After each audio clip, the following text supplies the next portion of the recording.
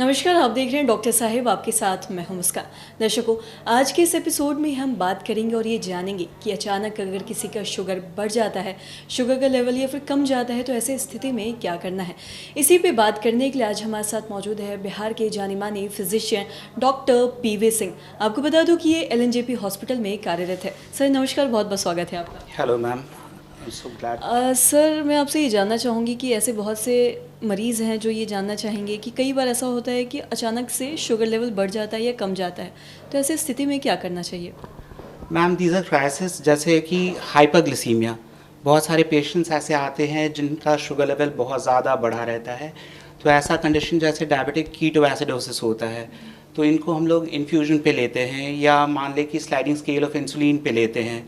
तो इंसुलिन का भी स्ट्रेंथ अलग अलग आता है। जैसे मान लें कि 100 IU इंटरनेशनल यूनिट्स पर ml पे हम लोग लेते हैं, स्लाइडिंग स्केल ऑफ इंसुलिन पे लेते हैं। तो वी ऑलवेज मैनेज देम, मतलब उनको हमेशा हम लोग इंटेंसिव केयर यूनिट पे ही लेते हैं और उसके बाद से स्लाइडिंग स्केल ऑफ इंसुलिन पे हम लोग लेते हैं और उनको कंटिन्यूसली मॉनिटर करते रहते हैं और उनका चार्टिंग करते रहते हैं और gradually we are able to manage them. तो हाइपोग्लिसीमिया, जैसे हाइपोग्लिसीमिया में भी पेशेंट जैसे आते हैं तो वो पहले से डायबिटिक थे, उन्होंने चीनी की दवा छोड़ दी थी, तो वो सॉर्ट आउट करना है। यहाँ पे हाइपोग्लिसीमिया का जैसे मैनेजमेंट है, जहाँ तक मैनेजमेंट इमीडिएट मैनेजमेंट है, तो वहाँ पे उसका एंटीडोट जैसे आता है ग्लूकागॉन। तो ग्लूकागॉन की सुई हमेशा अस्पतालों में या मान लें कि दवा दुकानों में उपलब्ध नहीं होती है, तो हमारे पास 25% डेक्सट्रोज इन्फ्यूजन होता है जो हम लोग इन्फ्यूज़ करते हैं ICU में, और most of the time we are able to manage them, हम लोग उसको मैनेज कर लेते हैं और पेशेंट रिवाइव हो जाते हैं। कई बार वो अनकॉन्शियस कंडीशन में आते हैं and that is a very serious thing, जो कोमा में, और वो काफ़ी क्रिटिकल कंडीशन होता है पेशेंट्स का हाइपोग्लिसीमिया में।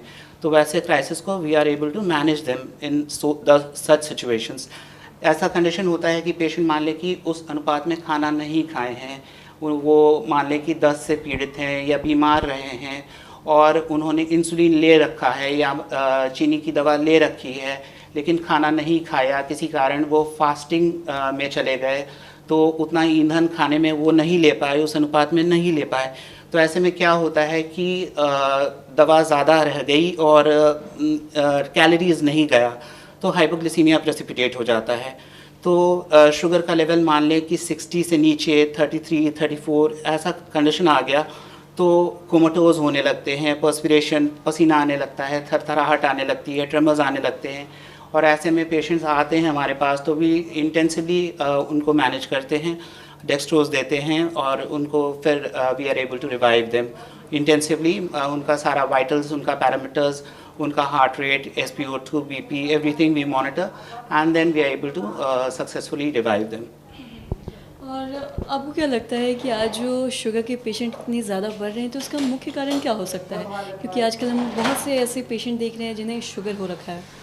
देखा जाए मैम, ग्रेजुअली ये अफसोस की बात है कि हमारा भारत जो है ये diabetic capital of the world बन चुका है। तो शुगर जो है ये केवल शुगर नहीं है, हमें ये जानना है कि ये कैलोरीज़ की बीमारी है, कि जितना ईंधन हम लेते हैं वो हम खपत नहीं कर पाते हैं। तो इसके लेकर के बहुत सारी मिथ्स हैं हमारी सोसाइटी में, जो अभी जैसे पहले भी थी और अब सोशल मीडिया के थ्रू भी, रील्स के थ्रू भी बहुत सारे मिथ्स फैलते हैं कि आप ये खाइए वो खाइए। And as doctors I would like to, as a doctor I would like to encourage people to be aware कि भाई यहाँ पर आप कैलोरीज समझें कि कैलोरीज ऐसा नहीं है कि केवल हमको मीठे सामान, जो शुगरी चीज़ है उसी से कैलोरीज आता है। आप बायोलॉजी पढ़ते हैं भाई, एलिमेंट्री स्कूल में हम लोग पढ़ते हैं कि सबसे ज़्यादा कैलोरीज फैटी खाने से आते हैं।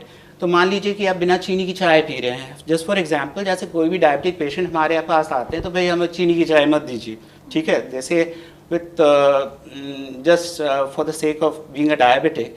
लेकिन वो अगर मान लें कि एक समोसा खा लेते हैं, एक निमकी खा लेते हैं, तो फैट चूँकि 9 किलो कैलोरी पर ग्राम ऑन कंबशन देता है, जहाँ की कार्बोहाइड्रेट जस्ट 4 किलो कैलोरी देता है, तो वो 8 से 16 चम्मच बराबर चीनी हमारे खून में बढ़ाने में सक्षम है, वनस्पति की चीनी। तो चीनी से कई ज़्यादा नुकसानदेह तेल पक पदार्थ है। ये मैं जागरूकता पैदा करना चाहूँगा कि ऐसा नहीं है कि मेथी, करेला, चिरेता, जामुन जैसे हम लोग सोचते आए हैं कि जैसे लोग तुरंत करेले की भुजिया बनाने लगते हैं। तो एक तो करेले में कोई ऐसा पदार्थ नहीं है जो कि चीनी को नेगेट करे, और जब उसको भुजिया के रूप में हम खाने लगते हैं तो जब ऑयली और हो जाता है तो एज एन ऑयली खाना वो और ज़्यादा शुगर को बढ़ाता है। ठीक है, तो ये समझना है कि हमको कैलोरीज काउंट करना है। Whenever you go to a endocrinologist और a diabetologist, he always says कि भाई आप 1600 किलो कैलोरीज या 1800 किलो कैलोरी या 1400 kilo calorie, depending upon the degree of diabetes, आप कैलोरी चार्ट को फॉलो करें। ठीक है, ही नेवर सेज कि आप इतना मीठा, इतना कड़वा खाना खाइए। ठीक है, तो कैलोरीज जब हम काउंट करते हैं तो तीसरा चीज़ आ जाता है दूध, है ना। हमारे इंडियन डाइट में milk is a very basic चीज़ जो लोग छोड़ते नहीं हैं। ठीक है, दूध से बहुत प्रेम रखते हैं, है ना। आप कुछ भी छोड़ दीजिए, बस दूध नहीं छोड़ेंगे, नहीं तो भाई हम कमज़ोर हो जाएंगे। तो ये जो एक मेंटालिटी है, तो इससे भी कहीं ना कहीं हमको उबरना चाहिए कि दूध जो है ना, ये बच्चों के लिए है कि जो बच्चे सीरियल्स नहीं खाते, हरी सब्जियां नहीं खाते, तो दूध उनके लिए है ना। तो दूध इज़ अ होल फूड, दूध से ही हम घी मक्खन भी निकालते हैं। ठीक है, दूध का जो शुगर होता है lactose, that is a disaccharide that breaks down into glucose and galactose, वो खुद में ही मीठा है।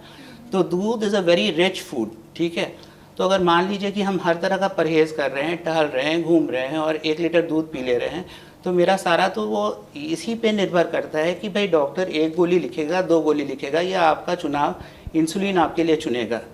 तो ये डिपेंड्स कि आपका डाइट कितना अच्छा, कितना नपातुला है।